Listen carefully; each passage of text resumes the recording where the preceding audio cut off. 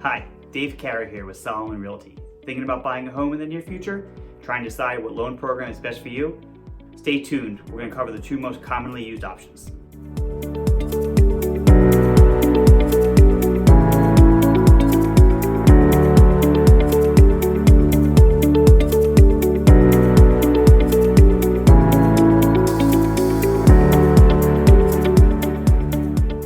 Hi, I'm Ryan Taylor with Solomon Realty. And I'm Doug Braun from Solomon Realty, and today we're going to talk about the two most common residential loans, an FHA or first-time home buyers, and also a conventional. Ryan, do you want to explain what exactly is an FHA or first-time home buyers loan? Absolutely. So an FHA loan actually is not only for first-time home buyers, but it's eligible for any number of people, and has a lot of benefits too, actually. For instance, FHA loans typically have a lower interest rate, and the down payment's only 3.5%, which is great for people that maybe don't have the money out of pocket to pay for a higher down payment. Oh, okay. On top of that, typically with an FHA loan, you can ask for a seller assist as high as 6%. So that's key. Exactly, and that's another way to lower those down payment costs and lessen the amount of money that you will go out of pocket. Okay. It's also great for people that maybe don't have the best credit. So if it's somebody that has a lower credit score and they're worried, gee, I won't qualify for a loan, not necessarily true with FHA. It lends itself to more buyers that typically may not approve for other loans. Do you know what the threshold for the credit is, or?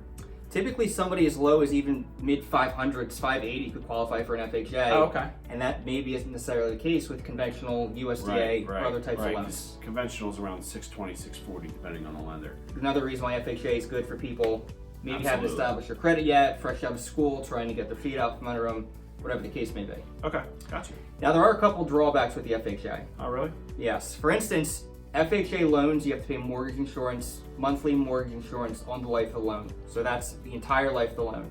Let's say you buy a home for $200,000. Your mortgage insurance payment monthly could be as high as $130. That is every month for as long as you own the home under an FHA loan.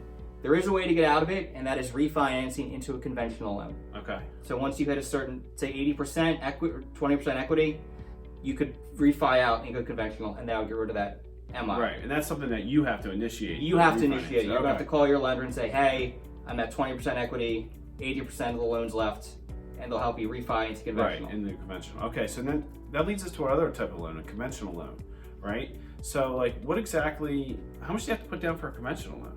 Conventional loans can vary. Conventional loans can be as low as 5%, but conventional loans are really suitable for people that have more money in their pockets. They've established themselves. They have high credit. They can put down 5, 10, 15, 20% down payments. Right. And in the long run, conventional is probably the way to go.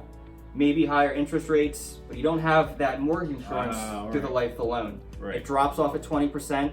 Again, you have to initiate that. Once you hit that 20% equity, you call your lender and say, hey, I'm at 20%. The mortgage insurance goes away. Okay. Oh, so once I get to 20%, you have to call. Okay. At 22%, it'll do it on its own. Oh, okay. All right. Gotcha. So that actually is beneficial, because for the life of the loan, if I locked in a really good interest rate, right? You know what I mean, and it comes time to refinance, right? Yeah. I'm not stuck paying that $130 a month. And another benefit to conventional is it lends itself to many different property types. Investors can use it. Properties that maybe need some rehab or shells, you could use conventional loans to purchase them. As opposed to FHA, there's more restrictions to the home you can buy. Right. FHA homes typically are move-in ready. Okay. They're in better shape. You wouldn't necessarily be able to do a rehab project. Some condos, some homeowner associations don't accept FHA loans. So conventional is good because, again, it lends itself to various property types. Like a wider range of properties to buy. Yes, okay, for sure. Gotcha. What about seller assist? Is it on a conventional, is it as high, or? Seller assist typically for conventional is not as high as FHA. Okay. Typically you see a max of maybe 3% for a conventional. Okay. So again, it's another reason why the FHA is great for people that don't have that money out of pocket, because you can ask for this higher seller assist, down payments lower, help with closing costs. Perfect. Conventional loan, people have that money, they can afford to put down a higher down payment and ask for less or perhaps no seller assist. Gotcha. Well, I hope this was a good explanation for you guys about the conventional and the FHA loans. Share our videos, and we'll see you soon. Take care.